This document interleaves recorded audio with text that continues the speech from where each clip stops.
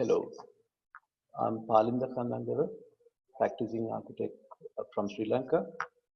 Um, I'm just trying to share two of my projects that design in a two contexts, two different sites and different conditions.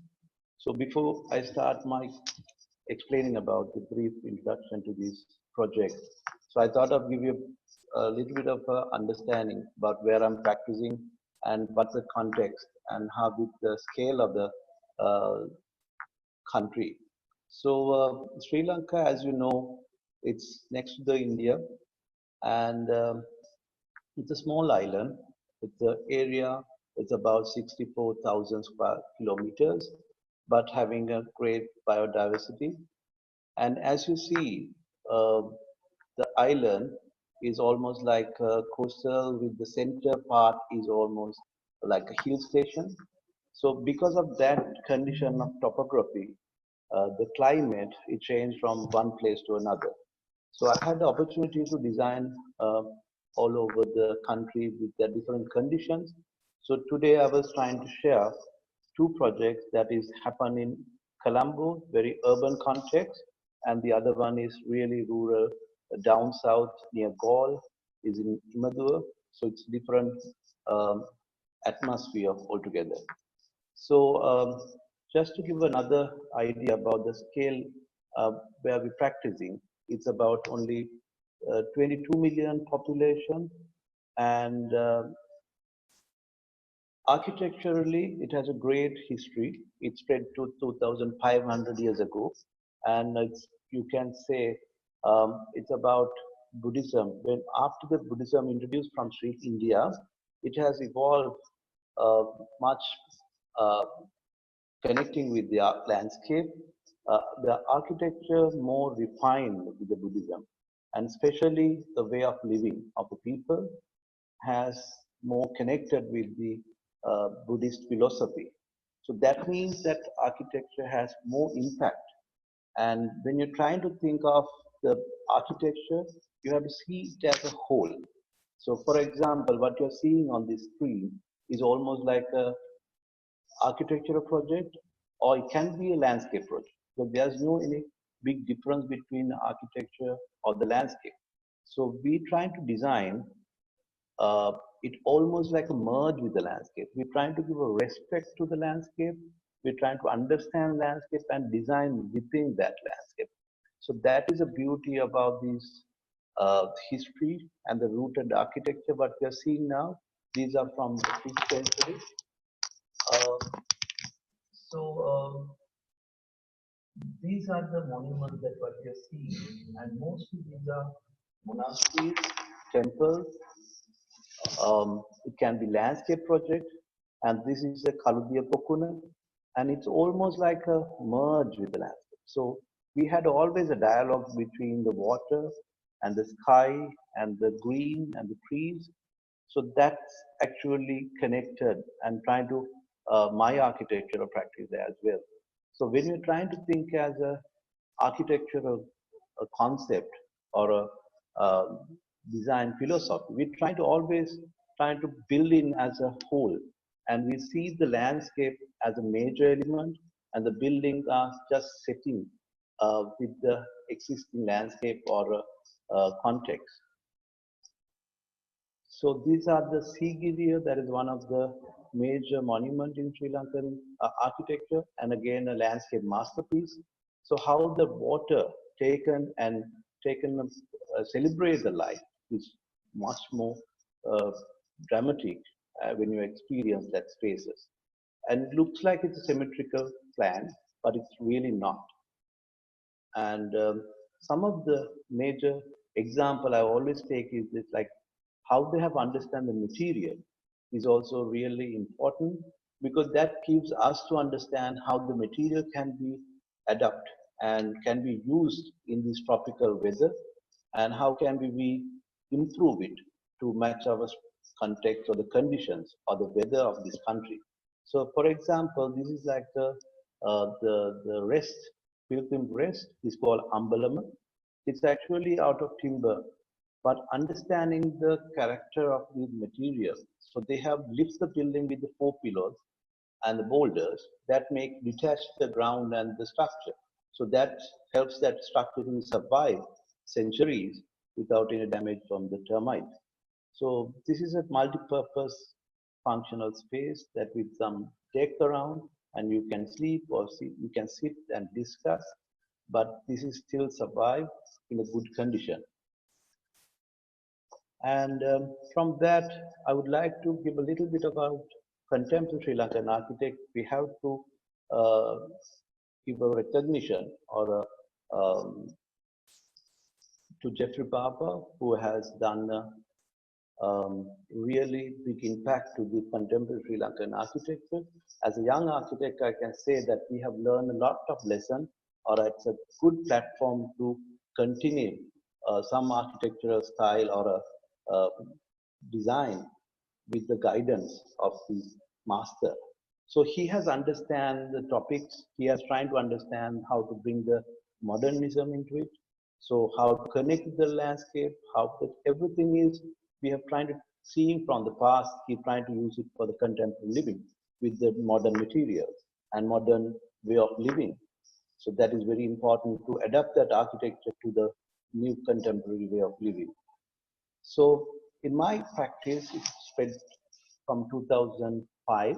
It's almost 14 years practicing, and we started with a very small office. And in that, during that time, I had opportunity to design in a different context, different climate, and different functional building. For example, we are trying to work with the temple and trying to bring that temple architectural style, vernacular style into contemporary temple or where things then change, but still having the same character of the temple. But again, we have had an opportunity to design in a north and with that uh, arid landscape or a climate. So again, we had opportunity to design in hill station with use a lot of glass and float and different experience. So with that, all our practice, we're trying to do a more experiential architecture. So architecture for me is like a journey within the different spaces rather than connecting spaces. So it has a journey, it has an experience. So I'm trying to take the guest or a user through the space and it change the mindset of the guest. And again, what you're seeing from the building is always want to different from each angle and or maybe the different levels. So, and again, I'm trying to work with a different volume to give different message, but always I'm trying to design for the need and always within the requirement without adding so many things or not to make it complicated, but we're trying to do it throughout of my practice. So this is my initial office where I started my career, and that was in 2005 with a small team. And it's a renovated project. We converted that annex into an office, and we work almost with the models always. We started from the site, and site is always a generator of all our ideas. And we started with the sketches, and we make a models as a physical models to see the scale, volume, and how that spaces work, rather than doing more rendering.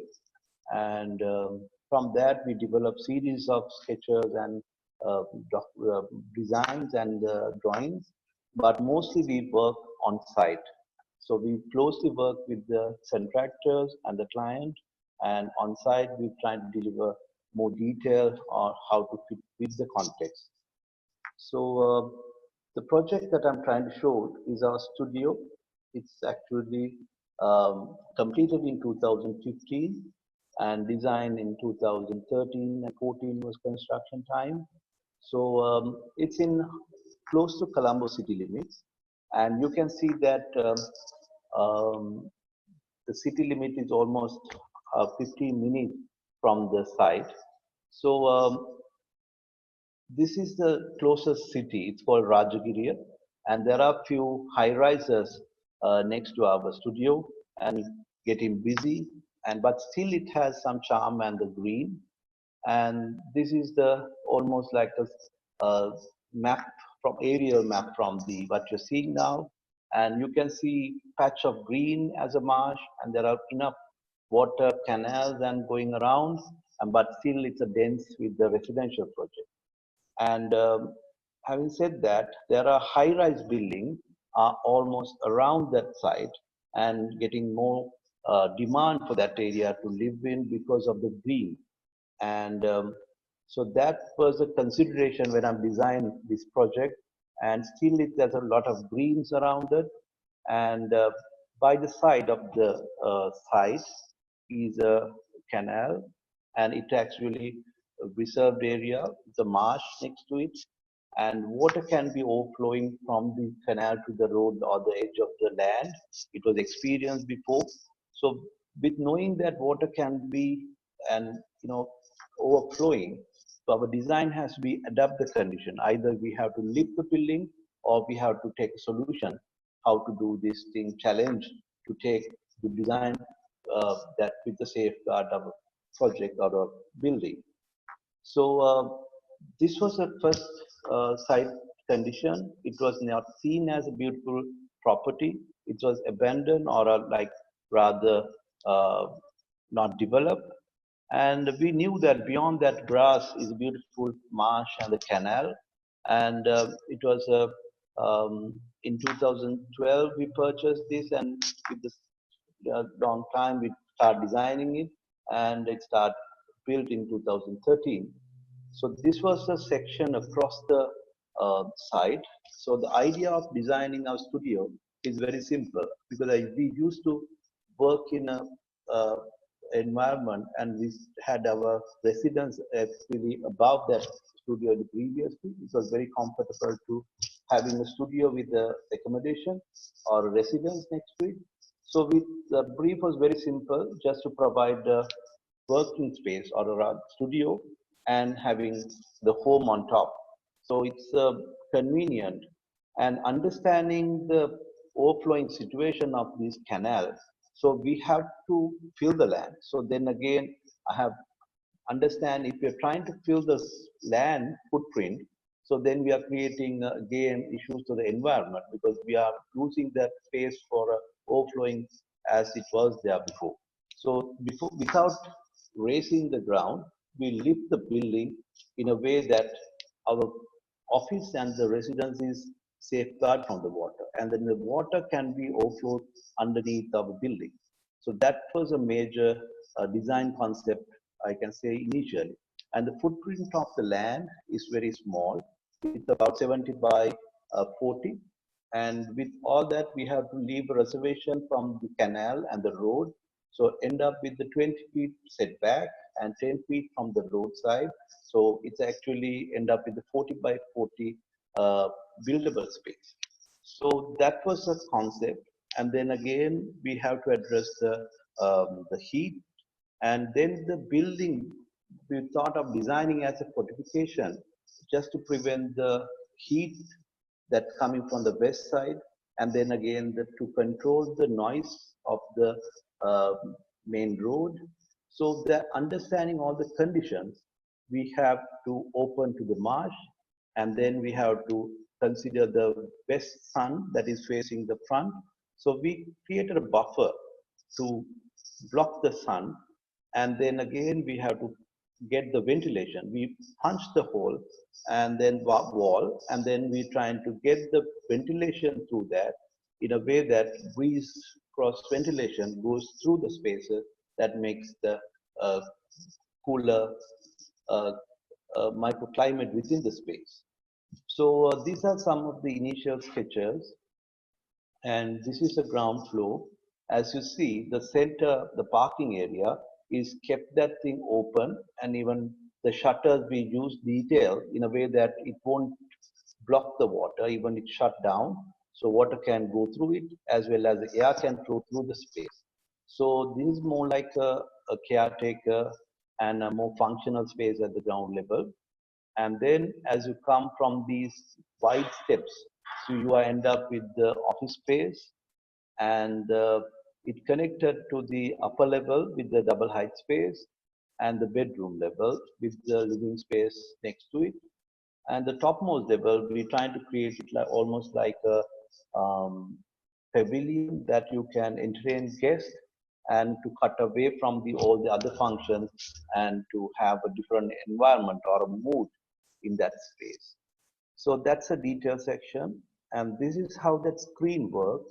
So we created a double wall, and that brick wall from the exterior is created like an envelope to the building, and it's wrapped the whole three sides, and we've given a air gap in between the concrete inner wall as a structural wall, and then to get the cooler climate again and again prevent the heat gets the uh, heat up the concrete wall. So basically, the concrete wall is a structural wall, and we expose that, and then we had an additional brick wall to cover the concrete to have a more cooler climate, and that helps us to take our all the services in between that 4-inch gap. So that's the concept, and then these are some of the construction photos. Far right, you can see the bricklayers start cladding the front facade. So we have to do everything before we complete the project, and we're trying to use the building for 2 months just to see the function, whether everything is under control, and then we start covering the facade to get a double skin. And after it complete, it's almost looks like this. And you can see the marsh has frame, and now use focal is more prominent. And then the facade has given nice, dramatic, and again, more practical functional wall. And that's a closer view of the marsh. And we're trying to use a material that we can cut down the cost and more like a recycle material. Even the doors that we have used is almost like a reclaimed wood from these old bungalows. These are the stone that we collected from the dealer, antique dealer. It's from the tea estate plantation retaining walls. So they removed and make it concrete walls now, and then we reuse it in with a different purpose to paver as a paver. And that's a journey start from the sliding door. You can come into the space, and the journey take you to the first floor level. So to make that journey more comfortable, we're trying to make that wider. And again, the material that we use from the previous to the stone that we use here is a little different and more organized manner that change your mindset. And again, that is actually from the old Colombo road pavers that they have removed and uh, tied. So these are available, but we just thought of having it to continuation of the same material in a different pattern.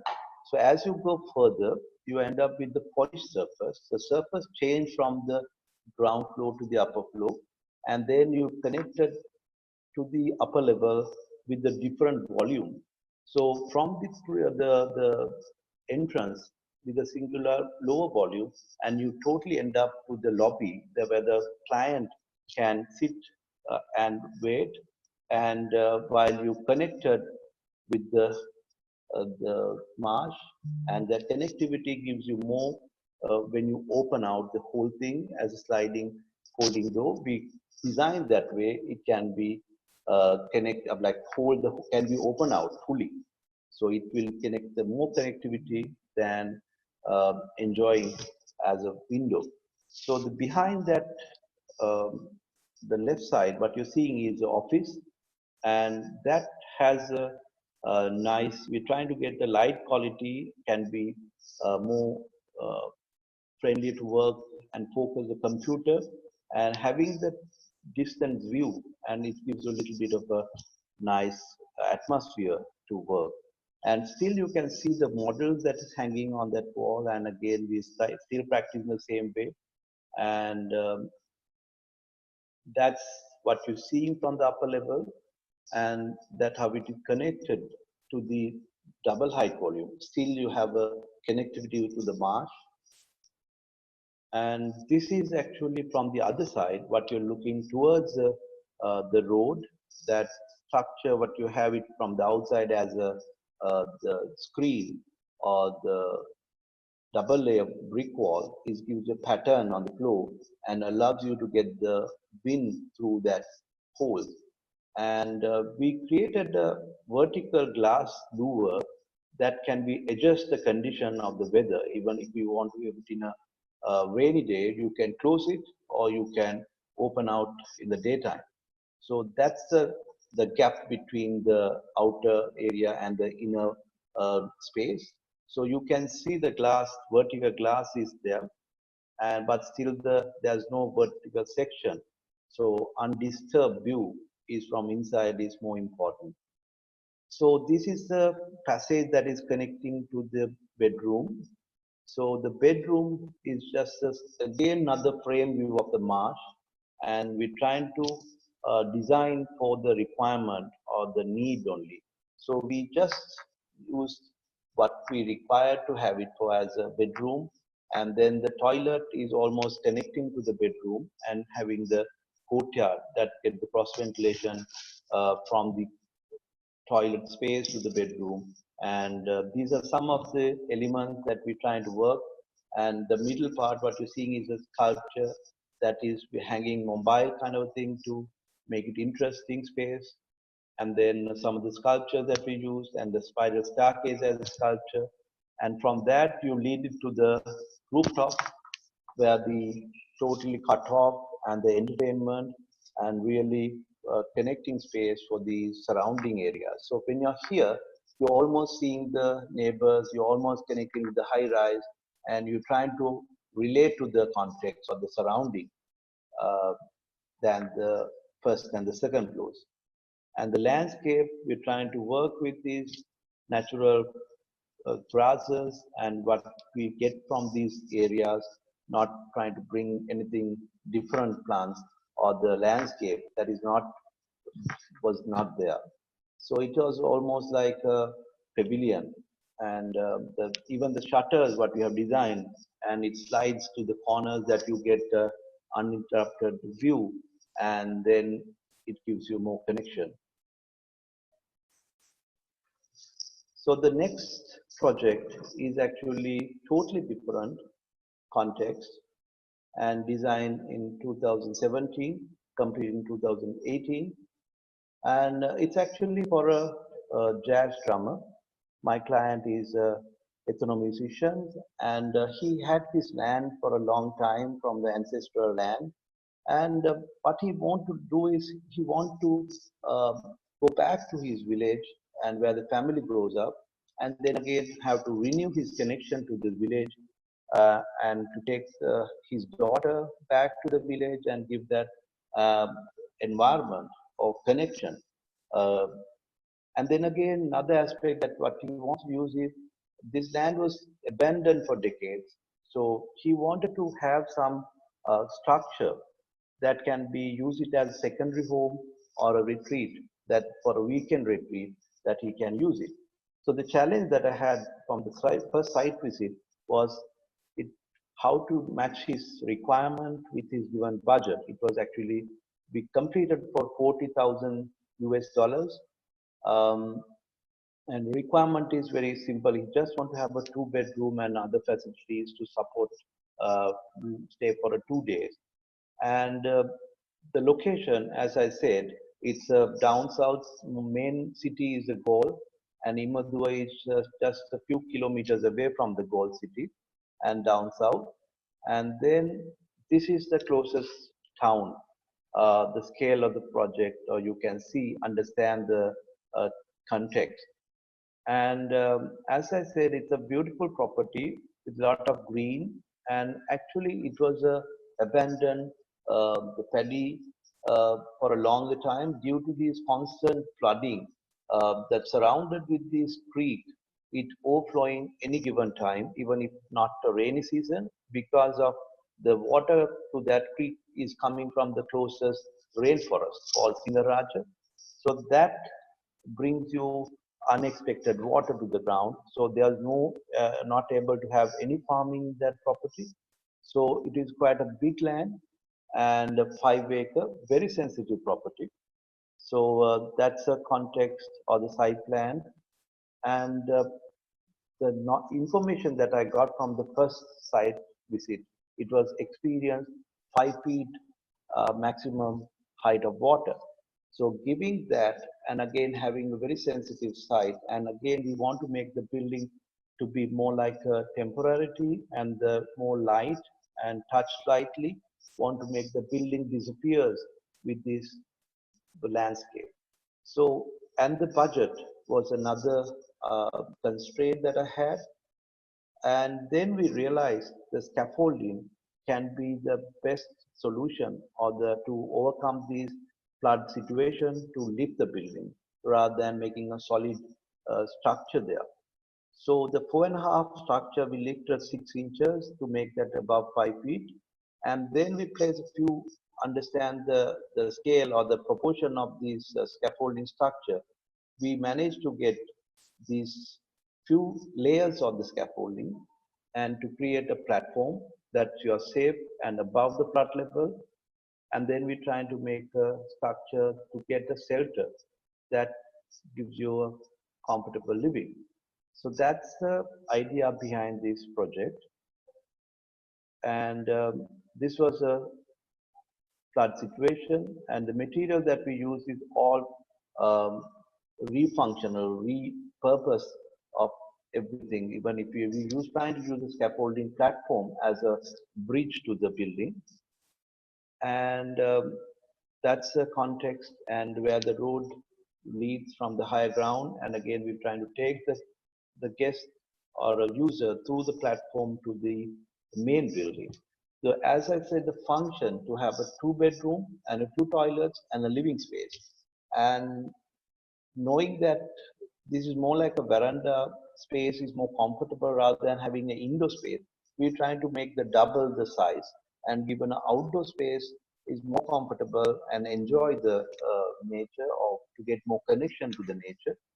And then we're trying to work in a way that 2 bedrooms can be located in a way that you frame a different views, and that helps me to get a little bit of a twist and a form to rather than having a linear building. So that's the plan, and this is the elevation of the building, and everything, all the proportion of the building, or the length and the height, is governed or determined by the scale of the scaffolding. So the length is a combination of two scaffolding, height is 3 rows of the scaffolding, and simple lean roof helps me to make the self-weight uh, less.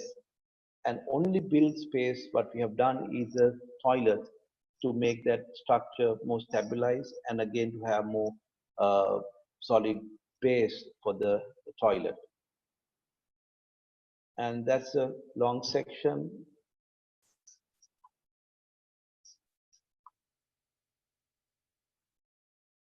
And that's the final result um, of the project. And the next thing I would like to say, this can be dismantled anytime if that is condition is changed due to environmental change. So you can shift the building to a different location. So it is fixed slightly, and again, only we have to relocate it in some other place. Even the walls that we're trying to use with the exterior board on a timber frame, and that's a exterior 9 millimeter thick board, and having a wider balcony for the bedrooms, and then the connection is out of a link with the bridge kind of a passage, and that's how it sits with the landscape, and almost the scale of the height of the tree canopy is almost at the building height. So it connected very deeply with the landscape. So that's the balcony and the veranda space that we are having outdoor dining as well as the living space. And this is the indoor space. And furniture, I can say, these are all done out of the same wood that we used for the timber decking. And these are imported roofing sheet, the timber planks, and we reuse it for the leftovers for the pantry, and even the furniture. We'll given us sketches to fabricate it. Coffee tables made out of these planks, and the bedrooms, and we're trying to use a minimum furniture, and this is the link to the bedroom, and that's a toilet structure, and this is how you see it from the bedroom to the exterior with the frame view, and getting uh, the privacy from these trees, and furniture we trying to get it less expensive, and that's my client, and he with his daughter enjoying the building, and that's the view uh, from the balcony to the outside, and that's a two openings that is connecting to the entrance garden space. And I'm trying to show you a little video that you can get a better uh, understanding about that context and the mood of the feel of the space. And thank you.